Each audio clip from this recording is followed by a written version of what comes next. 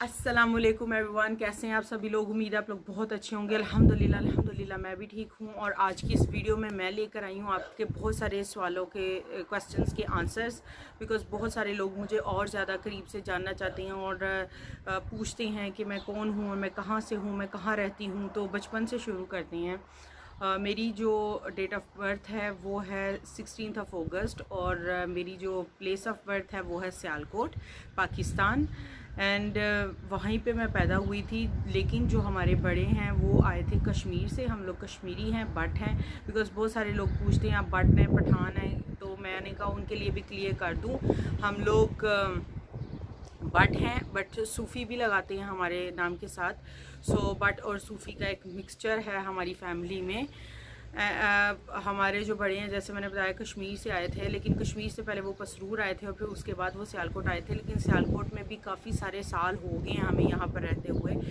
तकरीबन 3rd to 4th generation है हमारी सियालकोट में। तो काफ़ी हमारा जो मतलब हम लोग अपने आप को सियालकोट से ही मतलब कहते हैं, बिकॉज़ हम लोग वहीं पे पैदा हुए हैं और इतनी ज़्यादा जनरेशन्स के बाद बंदा वहीं का हो जाता है। लेकिन हाँ, हमारे जो बड़े हैं वो कश्मीर से आए थे, इसमें कोई डाउट नहीं है।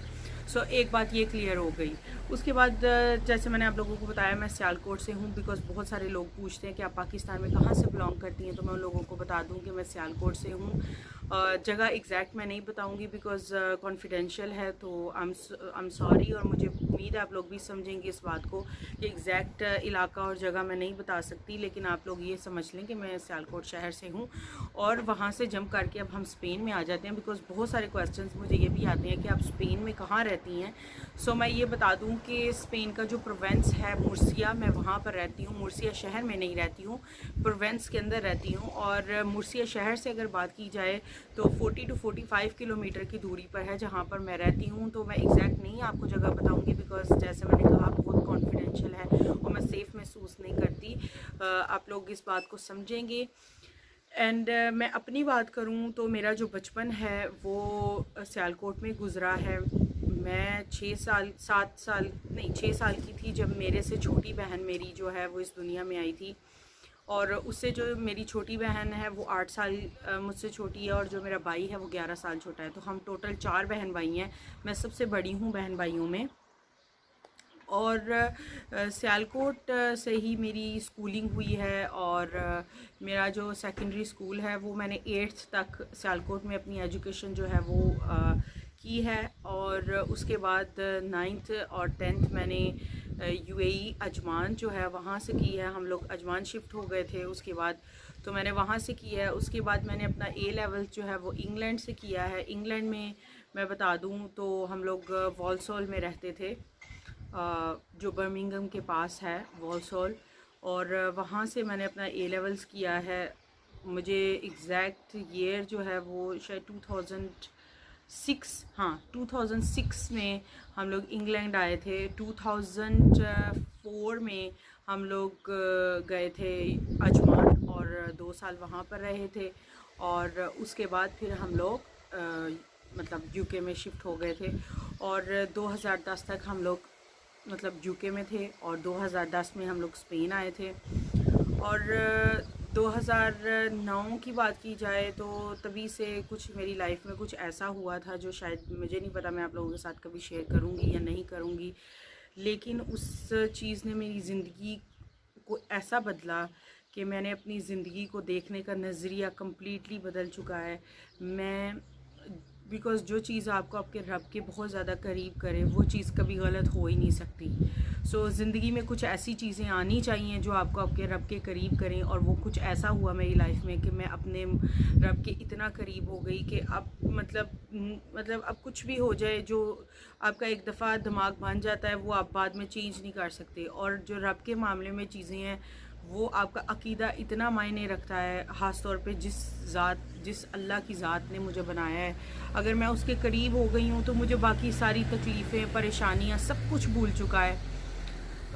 और रही स्पेन की बात, तो स्पेन में आने के बाद यहाँ पर बहुत सारी स्ट्रगल थी, बहुत सारी परेशानियाँ थी, इसमें कोई डाउट नहीं है। बिकॉज़ लाइफ इसी का नाम है, स्ट्रगल होती है, परेशानियाँ होती हैं। और ज़िंदगी में जब जब आप आगे बढ़ते हैं आपकी लाइफ में प्रॉब्लम्स आती ही आती हैं। जब मैं यहाँ पर आई थी इनिशियली बहुत ज़्यादा ट्रबल थी लाइफ में, बहुत ज़्यादा, जैसे मैंने आप लोगों को बताया, नेगेटिविटी थी और बहुत ज़्यादा परेशानी थी। लेकिन वक्त के साथ साथ अल्लाह की ज़ात ने हर चीज़ इतनी प्यारी कर दी कि यहाँ पर मुझे इस मुल्क ने मुझे मेरे रब के करीब किया है। मुझे इस मुल्क से इतना ज़्यादा प्यार है। बेशक मैं यहाँ पैदा नहीं हुई, यहाँ पर मैंने अपनी स्कूलिंग नहीं की, यहाँ पर मैंने अपनी कॉलेज लाइफ नहीं गुजारी, लेकिन फिर भी मतलब मुझे इस मुल्क से बहुत ज़्यादा प्यार है। इस मुल्क ने मुझे वो सब कुछ दिया है कि जो बाकी किसी मुल्क ने मुझे नहीं दिया। सो मैं इस मुल्क को बहुत ज़्यादा बहुत ज़्यादा प्यार करती हूँ। एंड यहाँ पर मैं आप लोगों को बता दूँ कि मेरी जो शादी है वो उसका भी पूछते हैं लोग कि आपकी शादी को कितने साल हो गए, तो मैंने कहा मैं बता दूँ, मेरी शादी हुई थी 26 दिसंबर 2015 को, और पाकिस्तान में हुई थी मेरी शादी। बिकॉज फिर बहुत सारे लोग पूछते हैं आपकी शादी यहाँ हुई, वहाँ हुई, कहाँ हुई, तो मैंने कहा ये भी चीज़ क्लियर कर दूँ। सो 2015 में 26 दिसंबर 2015 में मेरी शादी हुई थी पाकिस्तान में, और 8 अक्टूबर 2016 में रयान हमारी लाइफ में आया था, और 20 दिसंबर 2016 में मौज़म इधर आ गए थे। सो रयान अभी 2 महीने का था जब मौज़म यहाँ पर आए थे। और उसके बाद हम लोगों के जॉब के बारे में मैं आप लोगों को बता दूं तो जो मौज़म जब यहाँ पर आए थे तो हम लोगों ने राइडर स्पोर्ट्स का एक अपना बिज़नेस स्टार्ट किया हुआ है। सो मौज़म बिज़नेस भी करते हैं और एक रेस्टोरेंट में जॉब भी करते हैं।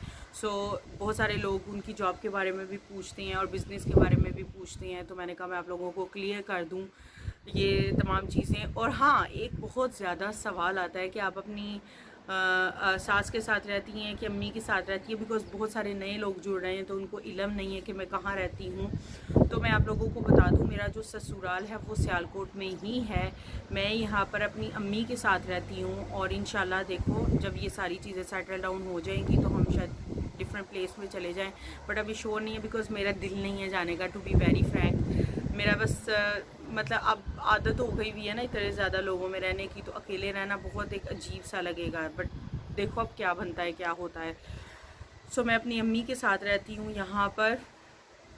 और मोमिना का अगर बता दूँ तो मोमिना के बारे में लोग पूछते हैं कितने महीने की है और क्या है उसका, तो वो हुई थी 21 मई 2019 में, तो इंशाल्लाह वो अगले महीने 1 साल की हो जाएगी। मैं अपनी एजुकेशन की अगर बात करूं तो मेरी जो एजुकेशन है वो ए लेवल्स है, और मैंने ए लेवल्स किया है फैशन क्लोथिंग में।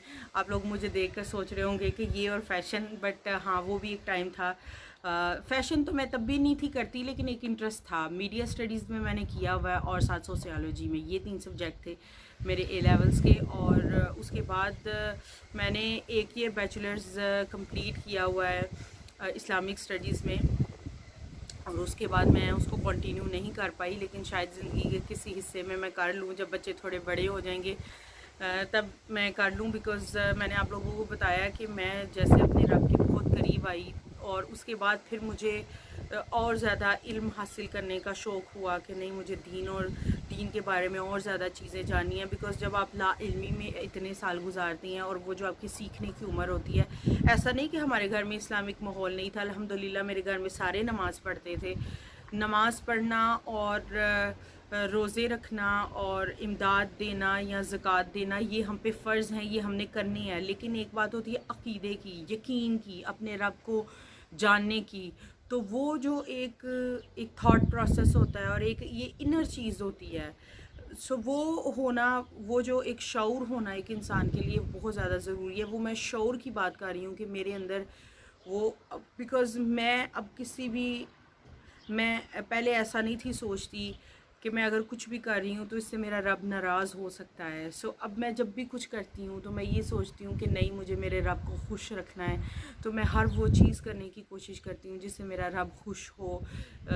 मेरे रब ने मुझे इतना कुछ दिया है, इतना कुछ दिया है। हम अल्लाह का शुक्र बहुत कम पहले मैं अदा करती थी, लेकिन अब अल्लाह का बहुत ज़्यादा शुक्र अदा करती हूँ। और बहुत सारी चीज़ें ऐसी थी, गाने सुनना और ये सारी चीज़ें, मतलब वो एक एज थी, लेकिन अब टाइम के साथ इंसान तब्दील होता है। तो मैं समझती हूँ एक इंसान के आगे बढ़ने का एक फ़ेज़ होता है, तो वो मेरा फ़ेज़ था।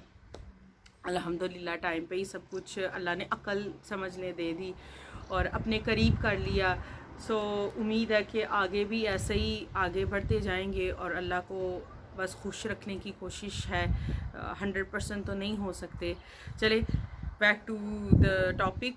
अगर वैसे मैंने अपनी तरफ से कोशिश की है कि मैं अपने तमाम सवालों के जवाब जो हैं वो आपको दे दूं, लेकिन अगर फिर भी कोई ऐसे क्वेश्चंस रह गए हैं तो प्लीज़ आप मुझे कमेंट कर दीजिएगा। मैंने अपनी तरफ से कोशिश की है कि मैं तमाम जितने भी आजकल क्वेश्चंस आ रहे हैं उनको कवर करने की कोशिश करूं, जो कि मैंने कर दिया है अपनी तरफ से। लेकिन अगर कुछ रह गया है तो प्लीज़ आप मुझे कमेंट करके ज़रूर बताइएगा। सो इंशाल्लाह मैं आपसे मिलूँगी अपनी एक नई वीडियो के साथ। तब तक के लिए अल्लाह हाफिज़।